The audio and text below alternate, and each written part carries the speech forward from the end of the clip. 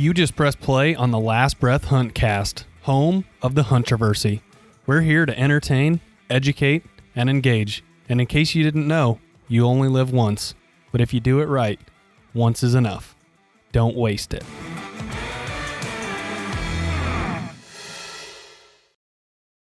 Good morning, everyone, and welcome to another episode of the Last Breath Huntcast, home of the Huntroversy. This is episode number 87 of the Huntcast. Today, my guest is going to be Garrett, and we have a very, very controversial topic for you. But before we discuss it, Garrett, would you please explain what a Huntroversy is for everyone that's hopping on and listening to this podcast for the first time as a new listener? Yeah, so if you're new, thank you for listening. And if you're one of the vets, well, we appreciate you too. A Huntroversy is a topic evolved in circumferencing the outdoors that really is kind of edgy. It doesn't have a right or wrong answer, but we dive into it. We share our opinions on it, our thoughts on it, that maybe it makes your blood boil, maybe it makes you think a little bit, but that's the plan. It's not to put you one way or the other. It's just to have a conversation about something that's kind of edgy. It's a hot topic, and today, especially following up that 3-part series we did, this Huntroversy is right on par. White hot. And before we get into it, this is just a reminder that you can listen to a brand new episode of our podcast every single Monday at 6 a.m. Every single Wednesday, you can listen to the Whitetail Legacy podcast at 11 a.m. And like I said, today we're covering a white hot Huntroversy. And what is our topic today? So our topic today is going to be hunting tournaments, and not just specific to one species or one type, but kind of all of them. We're going to dive into several different types and just what we think they're good for, what we think they kind of maybe tarnish the hunting industry a little bit in some ways. But that's what we're going to dive into. Before we do that, though, we got to pay the bills, son. Yeah. So this podcast is actually now brought to you by Badlands Gear. You can check those guys out at badlandsgear.com. They've got a lot of really nice gear for whitetail hunters, probably 10 to 20 sets that you can roll with for the early and the mid-season. One suit that in particular is called the Pyre suit that is extremely warm. You can hunt. I've killed deer in it, significantly below freezing, down to 15 degrees, 10 degrees, even 8-degree mark. So that's called the Pyre suit. And you guys can go ahead and check those guys out. We have a 30% discount code with them that we're offering at the Inner Circle, which is even better than we did last year at 25. So that is a pretty big, sizable discount. Yeah. If you guys are looking to buy any piece of Badlands gear, whether it be a bino harness, a new piece of camouflage, a tent, they have a lot of auxiliary garments for Western hunters like ankle gaiters and things like that. So you name it, they have it on their website. Go ahead and check it out. And like I said, that's at badlandsgear.com. Yeah, the other person, or company, I should say, that's making this podcast possible is Underwarmer. You've heard us talk about them before, and Grant got to test it out last weekend. I actually got to use it, and man, I was super impressed with it. Wholeheartedly, sincerely. It was very comfortable. It was hot quickly, and I can tell you this much. I'm going to be breaking those out come hunting season 100%. So for the listeners that don't know what Underwarmer is, it's a heated base layer. It's air activated, works for 12 hours. It's incredibly fairly priced, and it just slips on underneath your base layer. So I actually put it on next to skin. It was comfortable. It wasn't scratchy. It wasn't itchy. And again, I was super impressed with the heat that this thing put out. So Underwarmer, you want to check them out. Again, I think it's something that now we will have in our hunting tote for years to come, because when it dips down into that range where maybe you don't want to have the bulk or you just want to be comfortable all day, pop one of these on and you're set. I think that's it for me right there, is what you just touched on, is the bulk. Like most people, when you're going out and hunting, especially in Illinois, Iowa, the Midwest, the upper Midwest particularly, when it dips down into the single digits and you've got to really layer up, I feel like it's kind of a struggle sometimes to draw your bow back with 4 or 5 different layers on underneath your outer layer just so you can stay warm. And this enables you to shed a couple of those layers, so it's been pretty awesome. The other application where I think it's going to come in handy is, okay, let's think of late season. This year it got really cold. Everybody in the Midwest, the way that we hunt it's very different than Western. So you have to layer accordingly. But for me, the issue is getting to the stand or getting to the blind without breaking that sweat. So the underwarmer is so minimalistic. I mean, it's probably a 1.5 inch. I'm talking folded up. Folded up Like inch and a it's half, probably a 6 by 8 inch square and maybe an inch to inch and a half thick. And so you can break it open, let it get activated, throw it in your pack, go to your stand lean so you're not layered up and sweating. When you get there, pop off your jacket, pull this on, and boom, dude, your toasty is a freaking hot pocket. Yep. But anyway, into the Huntroversy, we are talking about hunting tournaments. And right now, I mean, there's a ton of backlash. You know, several states have outlawed hunting tournaments.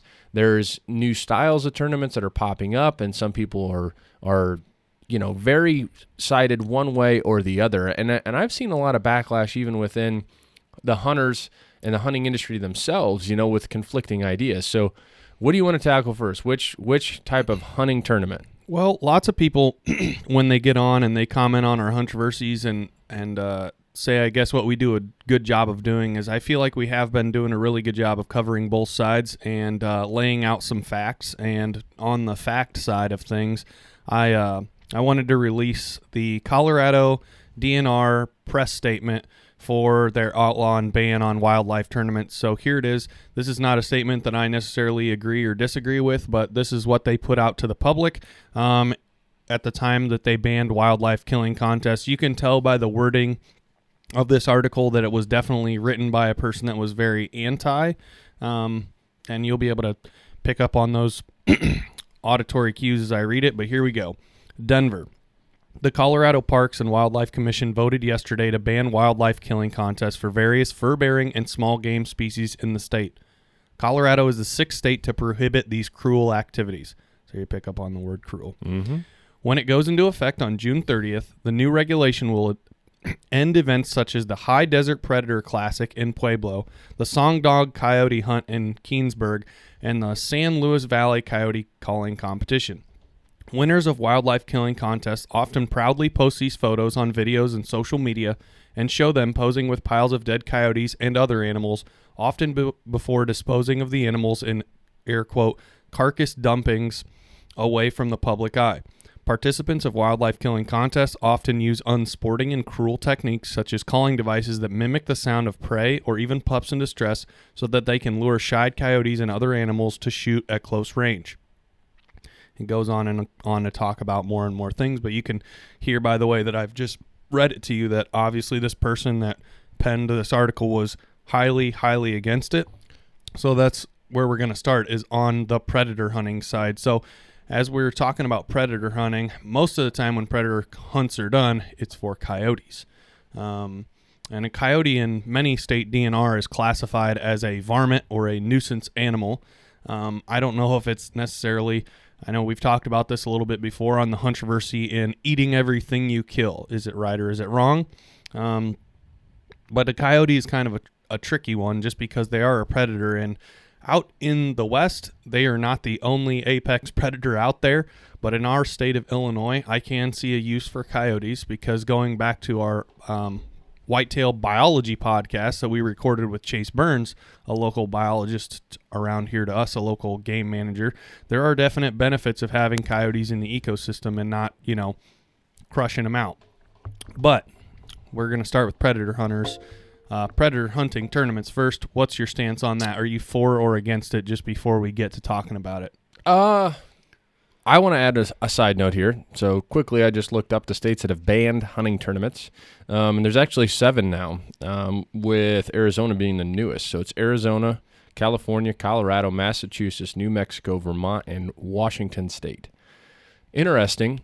A couple of those states, very interesting, considering New Mexico and Arizona, and even Colorado, considering that those states are, they're heavily hunted. I mean, they're like the western states that you kind of think about, especially those 3 when you think about going on an antelope hunt, a mule deer hunt, an elk hunt. I mean, those shine to me.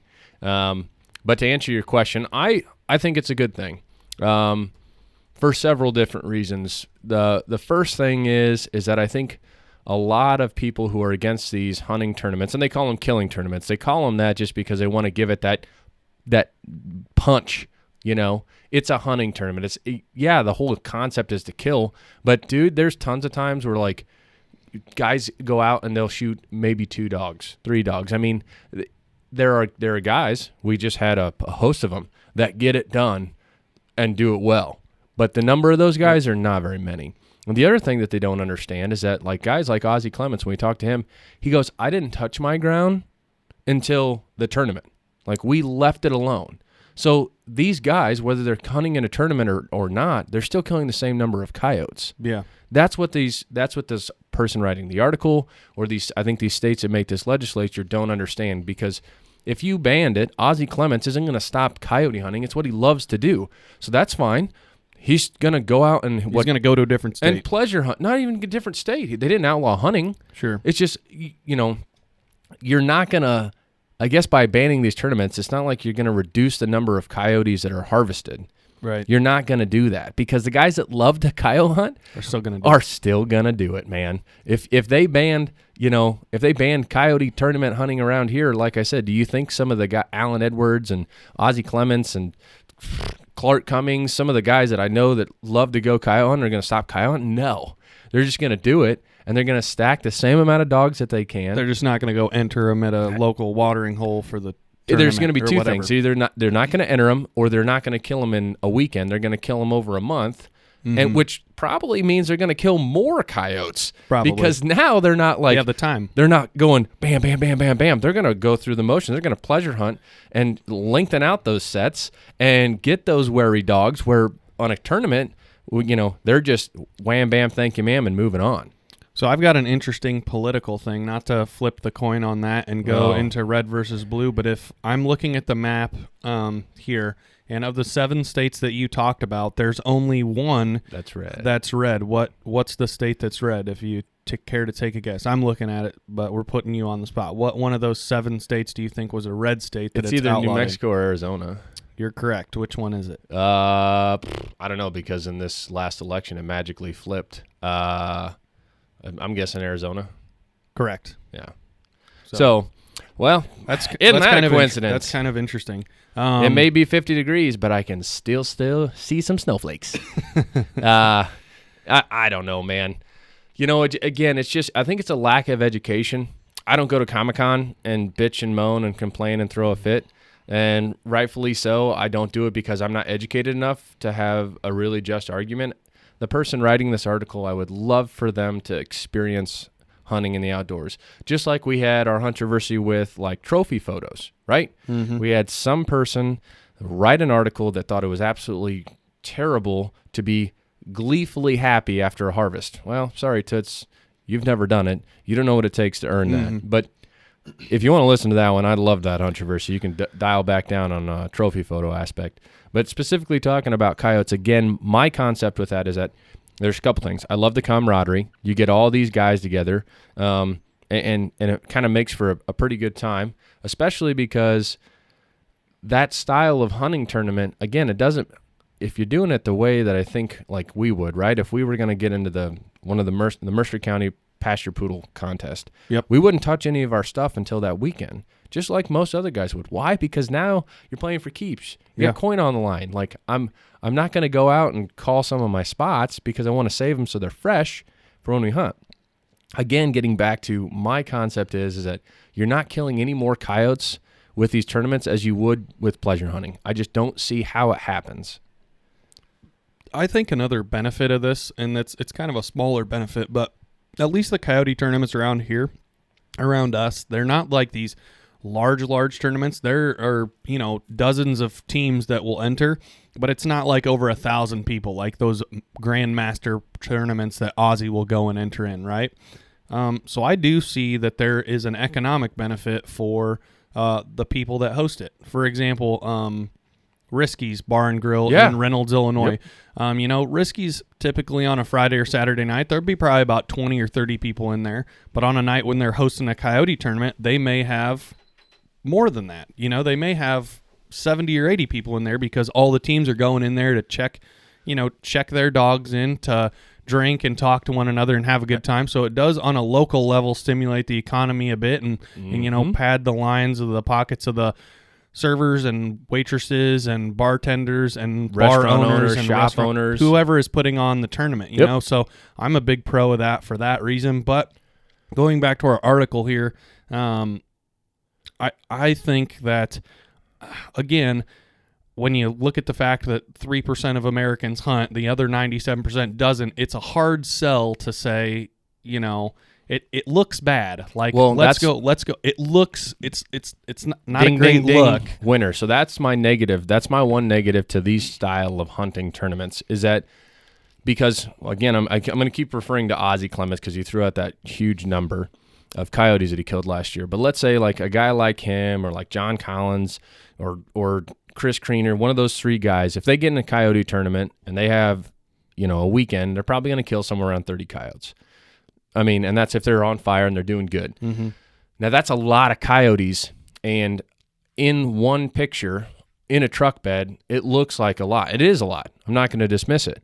But the difference is that they're all collectively together, rather than like a guy that goes out and every weekend kills 4 coyotes every weekend for a month, you know, like you're only seeing him take a picture with a couple coyotes. So the shock factor isn't there. Yeah. The other thing that I think that these kind of coyote tournaments does allow for some bad insight on the hunting community is that there's a lot of like video, right? You're having a good time, and rightfully so, but more times than not, this gives those people who are anti-hunting an opportunity to grab one of those videos and make it. Send it to PETA, send it to an arm or a page or a social page that is pushing against the hunting community. And I'm talking about, again, like you're playing for keeps. So, again, talking to these guys, right? They're using bigger guns. They're putting bigger holes in coyotes because they want to get them down. Some of them have silencers. They're shooting them up, you know. So, like, it's a big, scary gun. There's a big hole in the coyote. Like,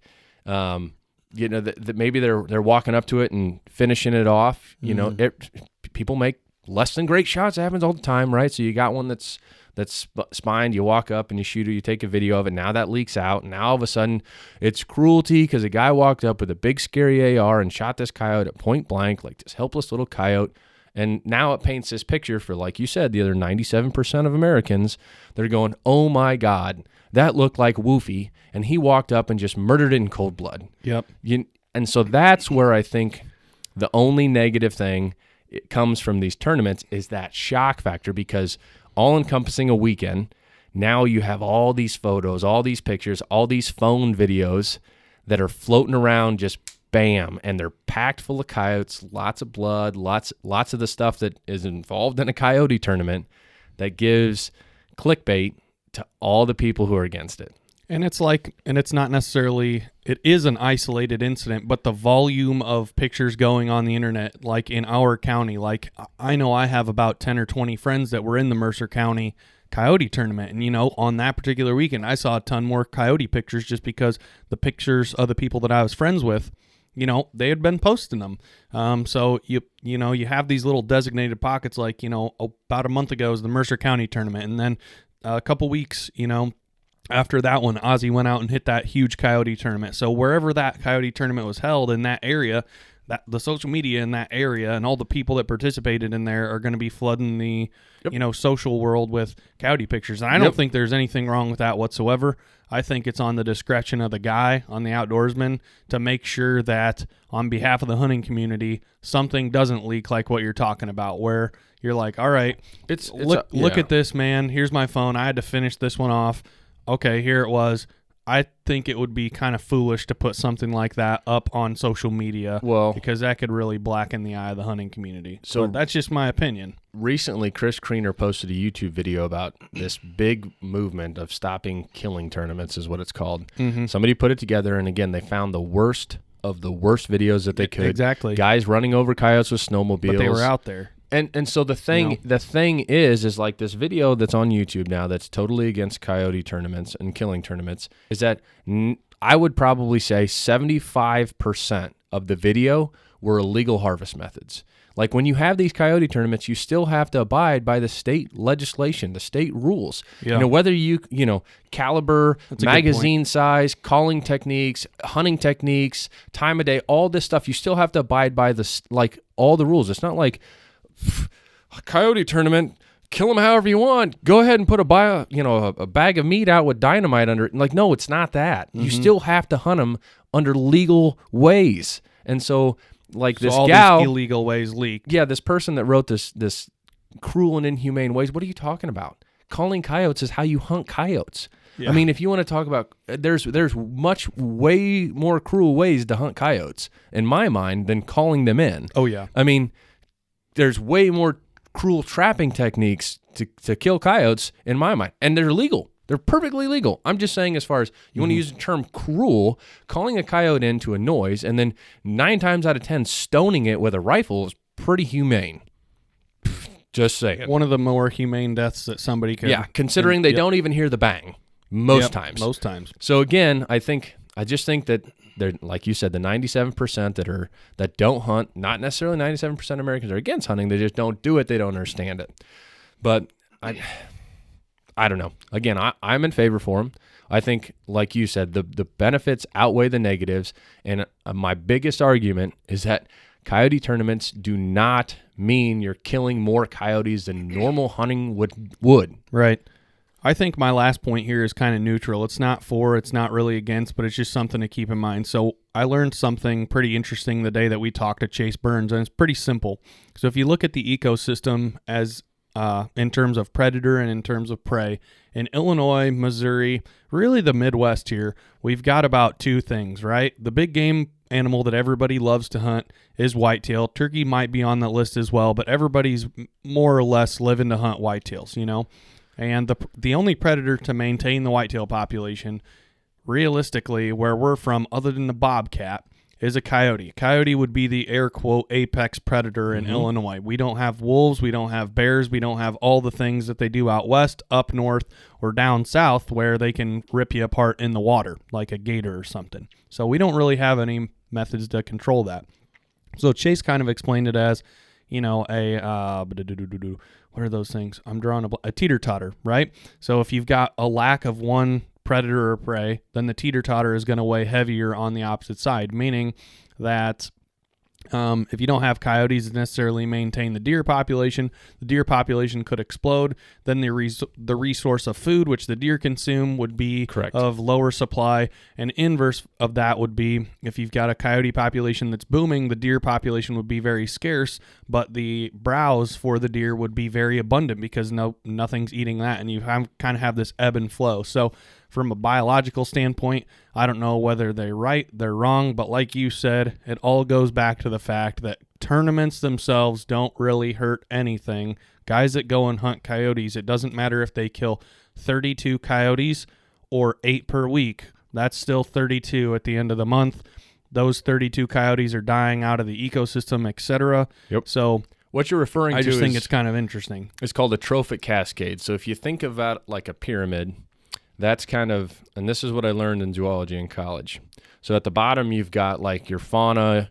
That's like what you would consider your vegetation is the bottom. That's the biggest part of your ecosystem. All your trees and forest and food. Anything that a deer could consume. Anything that a herbivore could consume. Correct. And then from there, you kind of chunk it down into the next species. And then typically, just like coyotes, at the very top, you'll have like your predators. And those numbers are lower because they consume more as it goes down. And if you take out any one of those bars, kind of like thinking about it just like a pyramid, well, then it fails because, like you said, if you eliminated all the predators, then the whitetails would explode and they would consume more vegetation than it can provide, et cetera, et cetera, et cetera. Even then, though, hunters do more conservation efforts towards whitetail than coyotes. Look at the harvest reports. Do you think coyotes can kill that many hundreds of thousands of deer in Illinois a year? I mean, come on. Gosh, I don't know. I would love to see the number on that or somebody predict that. I think that'd be a really interesting number to know. For those of you guys that are wondering, in our home state of Illinois, there's about anywhere between 150 and 190,000 deer killed every year. Right. That's a lot of deer. That's a lot of deer. So anyway, switching gears, I think we've covered the predator hunting pretty well. In a nutshell, I'm for it. I don't think that Like I said, I just don't think that it yields any more harvest of coyotes than what normally would. In fact, I think sometimes it might even create less. So, perfect example being the coyote tournament that, again, I'm using Ozzy as, though I keep calling him Ozzy. Everybody refers to him as Legend. So I caught some guff. They're like, dude, they don't know your name's Legend. So the Legend, he's like, he said, we had terrible weather. He's like, we dropped out. We didn't even keep hunting, even though they left all their stuff alone. Now, I'm probably sure that he'll circle back, maybe, because he loves the coyote hunt and go get them. But, not like those coyotes were just, now they're free because he didn't hunt the coyote tournament. But the next one I want to talk about is, and this is I would consider a type of tournament, but it's kind of like the trophy tournament, if you will. I think this one is much more controversial than the coyote tournament, personally. I do. I think there's two different types of trophy tournaments. I think that there is one type of trophy tournament, which is the one that I think you're going to refer to. But the one that I'm going to talk about is kind of like the local sporting goods store that has the big buck contest or the big doe contest. I love that. I absolutely 100% love it because it's trying to bring back that sense of camaraderie where in the olden days you had your check-in stations and all this other stuff. Like Easy Living puts on a big buck contest with Wayne Tompkins. I love that because you know what? The guys and girls that put into it, they're going to hunt no matter what. They're going to shoot the big buck when it comes by no matter what, or that big fat nanny when she comes by. But now it gives them like a little bit of gusto. And again, you're bringing people into the store. You're giving that like Todd and Rhonda. Stimulating the local economy. Correct. And you also just, it just allows you to have that sense of community within your hunting area. And I love that. I don't really know how there can be a negative from something like this because the person who's trying to hunt we all try to shoot the biggest buck we can every year. Most hunters do. It's an extra little cherry on top. Yeah. Yep. So the winner gets a free mount from Wayne every year, right? Yep. And then the doe, they get a gift card to Easy Living. I think essentially what those smaller ones are bringing back is like the deer check-in stations like we were talking about. That camaraderie, I feel, is becoming more and more fragmented, especially on like your stereotypical gun season weekend in Illinois. I mean, we just typically go back to your barn, and if we killed one, we talk about it. If not, then we go to bed to go and do it all again. Right. But for those people that are missing out on like the check-in stations and seeing everyone's deer and things like that, I feel like those are really good. And I would hesitate to call that a tournament, more so a contest where there's definitely not as much skin on the line. There's definitely not as much of a high stake factor in a local mom pop shop pro contest like that. So I'm all in favor of those as well. I have the profiles of the three biggest ones that are currently out there right now. Want me to read them by name? Yep. All right. So the biggest three whitetail hunting tournaments. I'm not sure. Those of you guys that live out west, I don't know if these exist for mule deer, elk, or whatnot, but right now the only big game tournaments that I know of are taking place kind of in the Midwest and the East, and that is whitetail hunting tournaments specifically, and they are Quest Hunt Co., North American Whitetail Hunting Championship, and Whitetail Hunting Competition. So now we're talking about these. The areas in which these tournaments differ to the Easy Living tournament. Here's the big one, and I think the front one, the most noteworthy one, is you do not have to pay to be in the Easy Living contest. It's completely free. There's money on the line when you join in Quest, NAWC, and WHC. So you're paying to enter in that tournament. You are knowing, like, in the beginning of the season, like, I'm going to do this. The difference being, like, Jeff, right? When he killed Dump 2 years ago, he took it down to Todd's Big Buck Contest, or at least he was talking about it the day that we found Dump, right? And he's like, man, I should go take it and enter in the Big Buck Contest and see what it weighs. Like, Jeff was just curious to see what it weighs. He's going to do it. Whereas these guys, they're paying the money cold hard. Like, they know. Well, like, just like a coyote tournament, you pay your entry fee. And they know at the front end, like, here's a nice steer coming in. Like, I feel like that's the difference between Todd's tournament that he runs down in Easy Living and these tournaments is like if I was paying to be a part of these tournaments and I saw an air quote nice deer coming in, air quote meaning like a 135 to 148, a deer in that nice category, you know, I'm like, oh, that's a nice deer. But is that big enough to win it? You know what I'm saying? Like if you were a part of these tournaments, because some of them are significantly more, like they're 100, 200, 300 bucks to enter in. Right. Some of them you have to film. You get a Tacticam and you have to screw it into your bow and you have to film. And there's a bow hunting only category and there's a gun hunting category. So that way there's some trust levels upheld with it. But I feel like those people, I feel like my personal opinion when it comes to this is if you're hunting whitetails to better yourself and to try to elevate into that next class of deer, I think that like a 5-year-old 8-pointer that is big, gnarly, and massive that goes like 146 to 152, like that big, heavy 8, I think that's probably a more difficult animal to kill than a 3-year-old 160 that's a 10 or a 12-point mainframe. Yeah. But that 3-year-old enters in the whitetail tournaments and beats the 8-pointer that's harder to hunt, that's a more mature animal because it's got more inches of bone on its head. And I feel like, personally, this is my opinion again, if you're entering in a tournament or you're going out hunting for inches of antler and that's what you're in it for, I feel like then your hunt is going to eventually fall short. You're going to burn yourself out. And that's not what hunting means to me and what it's about for me. But that's my opinion. So I agree with that statement 100%. I think the big difference between like a whitetail hunting tournament and a coyote hunting tournament is, I can tell you right now, I don't care if that coyote's 15 pounds or 50 pounds, if it's full of hair or it's got mange, I'm shooting it and I'm just as excited to shoot it. The thing where I do think that these whitetail tournaments can kind of really tarnish what hunting is about is that it puts such an emphasis on the, like you said, the inches of antler rather than the hunt or the animal itself. One thing that I absolutely love about us and our show is that we don't kill something for the camera. If you don't believe us, watch some of Jesse's episodes. Watch some of our episodes. We pass gorgeous deer because we're hunting an age structure, not an inch structure.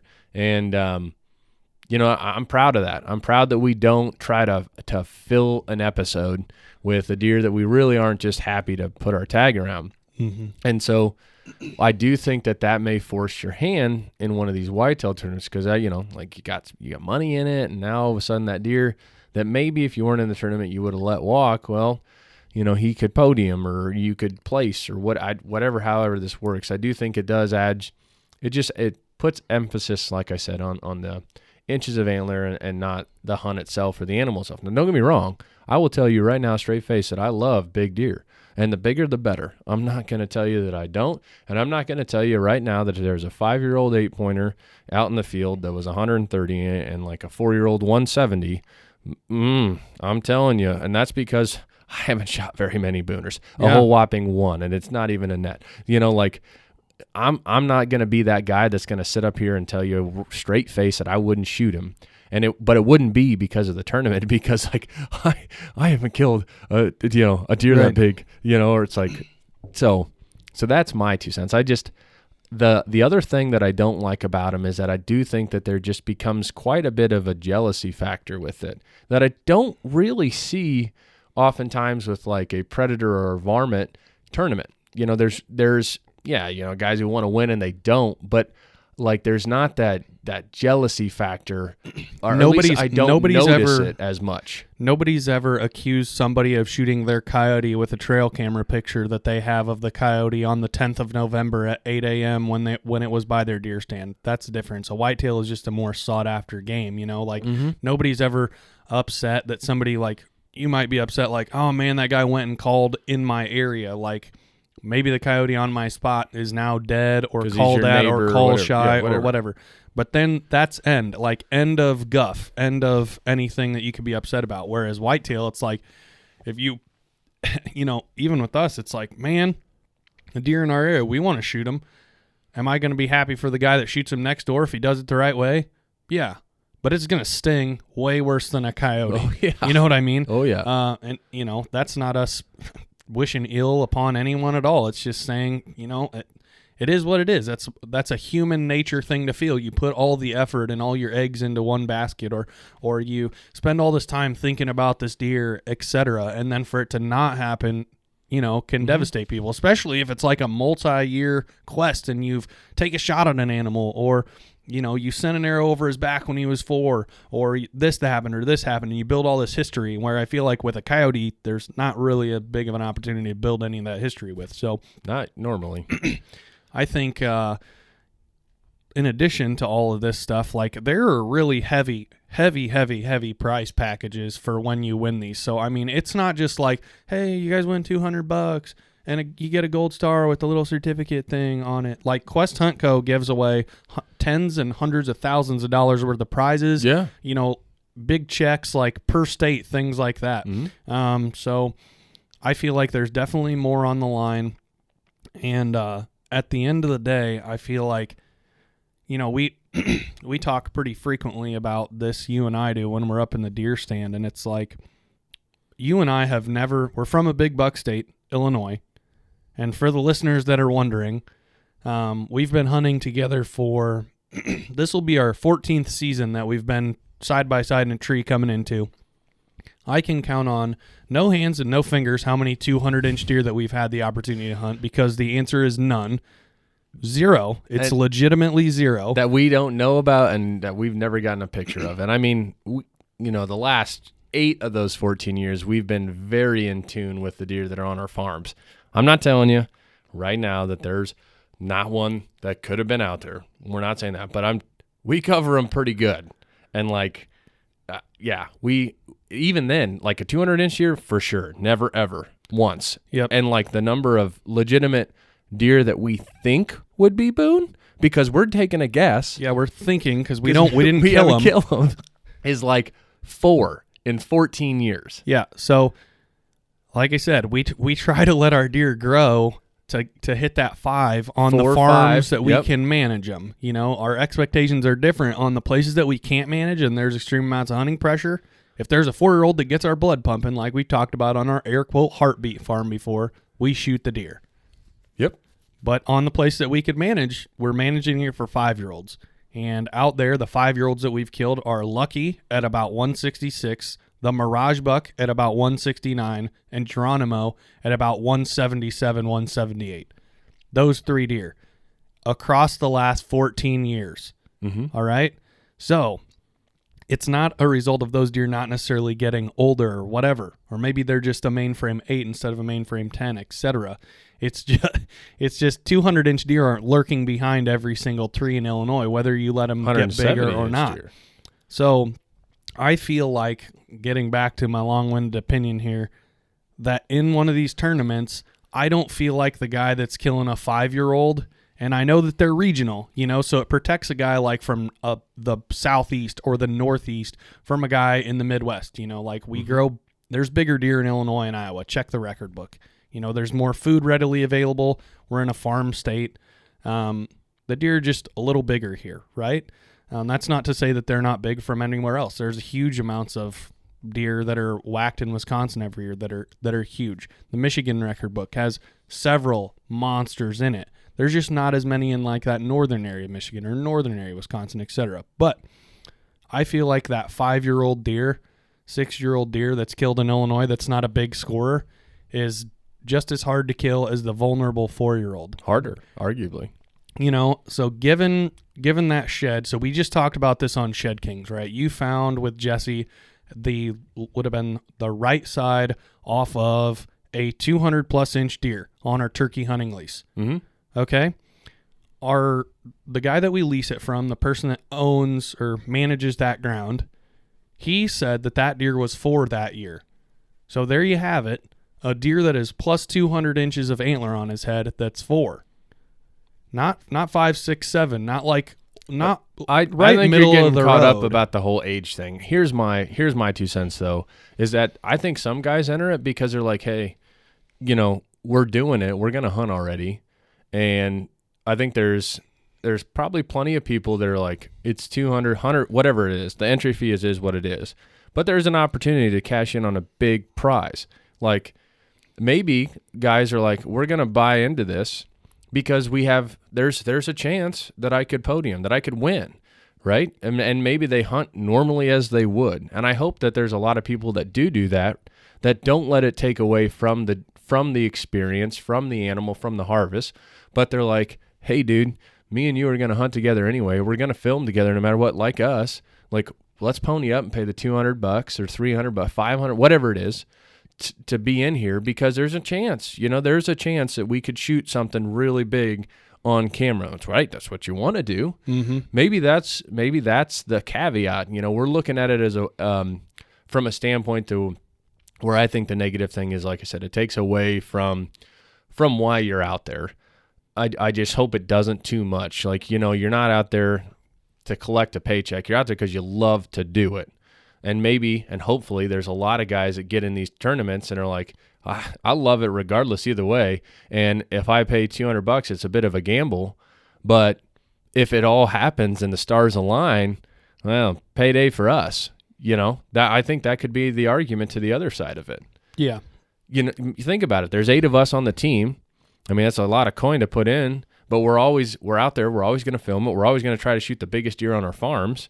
Maybe we get lucky, and the biggest deer on our farms, the biggest one that's entered, or however these work, And again, I'm talking very, very loosely here because I'm naive to this. I have never, neither of you ever done any wildlife tournament. I know a little bit about the business side that I'm going to bring up in a little while. That's pretty controversial.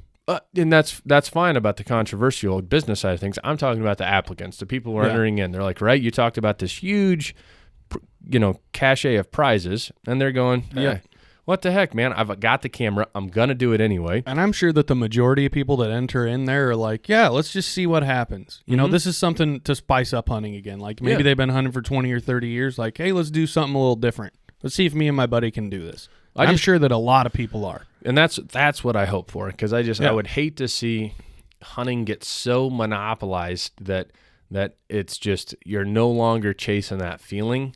You're chasing a paycheck. Like, I don't know. I hope if it does, it will be a dark day in my life, but I can tell you that it will never happen because of our love for this sport or this passion, whatever you want to call it. Mm-hmm. Like sinking an arrow into a deer, specifically sinking an arrow into one of your target bucks or a slug into one of your target bucks. Nothing better, man. We said it before. If we could take that feeling, put it in a bottle, and sell it at freaking the gas stations, we'd be billionaires, trillionaires. People would buy it that didn't even know what it was. So, go ahead and get onto the business side of things. Yeah. So again, I'm just saying with my point earlier, I think that a person that's only chasing a 200-inch deer, you have to hunt them where they exist, and they don't exist everywhere. And I feel like it makes me not like, when I see somebody kill a 200-inch deer, I'm like, that's awesome, great for you. Congratulations. Like, first of all, that's a once-in-a-lifetime kind of achievement. But I think, like, there's a lot of very, very good hunters. Like I said, I've mentioned his name a couple times. Clark Cummings is the best whitetail hunter I know, period. The end of story, in Illinois, and the dude hasn't killed a 200-inch deer yet. But he is still my idol, like my best number one deer hunter that I know. That's all I'm saying. They don't exist everywhere. So, I do think that the camaraderie piece, like if you go and watch some of these trailers for these banquets that they hold at the end of the year, I think it's awesome. Like, talk about giving a guy, one of the greatest nights of his life, free beer, prizes, all of the kills, because in lots of these tournaments you have to videotape it or whatever, right, or Tacticam will be a partner in it, etc. And so they'll show that. Big, highfalutin, like people that people might look up to, like the Drurys or the Lukoskis or the Bone Collector boys could be at one of these things, and that'd be a great chance for somebody to meet their idol. That would be a very cool opportunity for them. So from the camaraderie aspect, I do believe that, like I said, the majority of the good apples outweigh the bad apples that are doing it for the wrong reasons. Getting into the business side of it, though, here's what you have to understand. Each one of these tournaments is kind of a Ponzi scheme, a pyramid scheme, if you will. You get money for referring people to enter in a tournament and money off of your ticket. Boy, doesn't that sound pyramid schemesy. Let me give you this stuff if I get a little kickback for me, like a finder's fee. So the more people that you could sign up for a tournament, you could get money off of your tournament costs. Thing number one. So from that aspect, those people are huge cash cows. Like these tournaments are huge amounts of money. You know what I'm saying? Like a Tacticam, you can buy one for $200 or $300. They give you one for air quote free if you join the North American Whitetail Hunting Championship, I believe. It's part of your entry fee. You get a Tacticam so you can videotape your hunt as proof that you tagged that animal.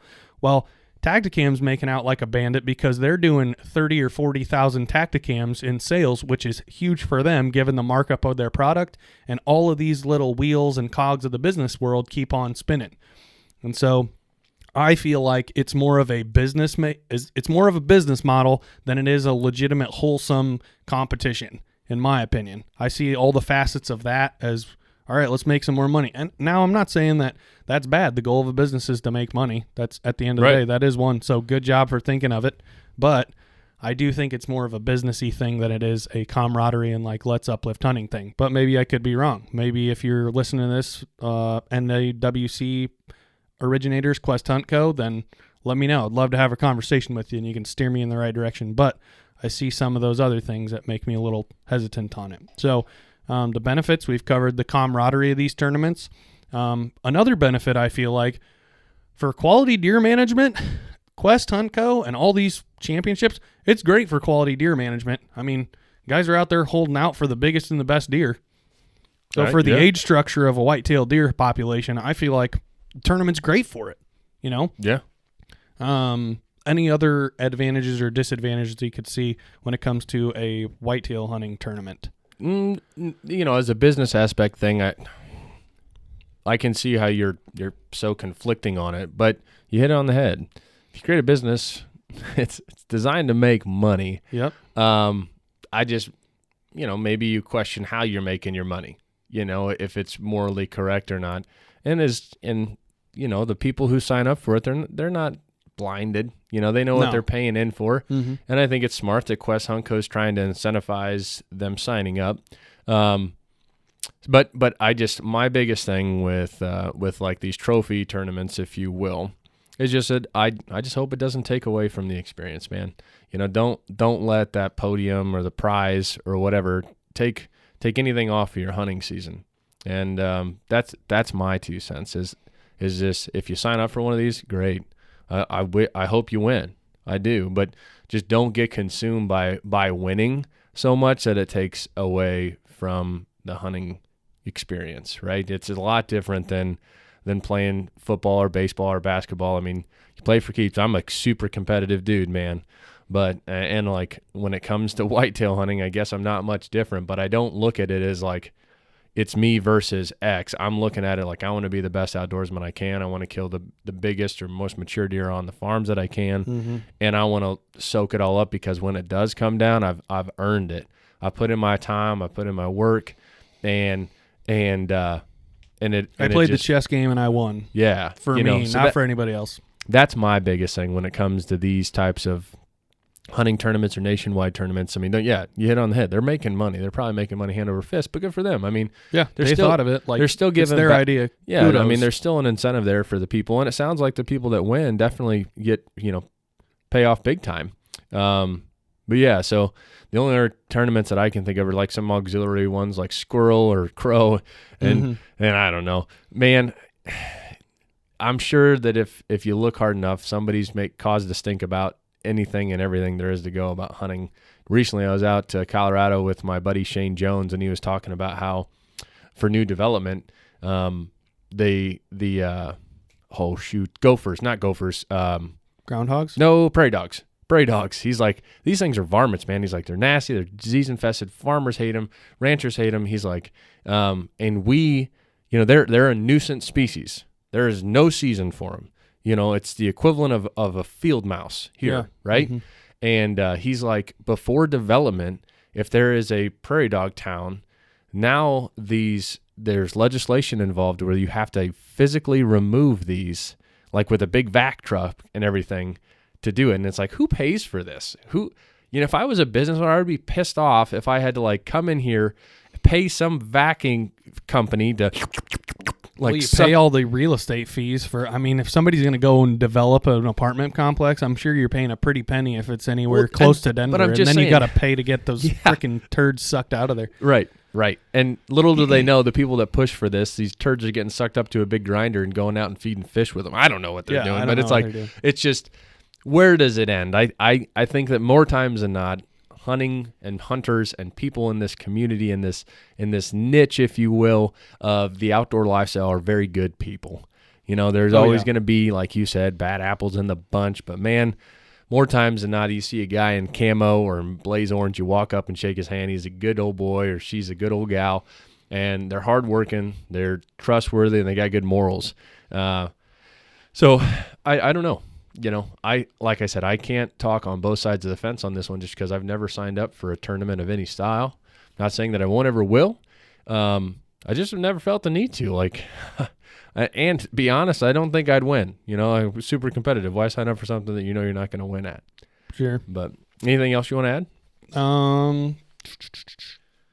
No, that's pretty much it. I feel like there's,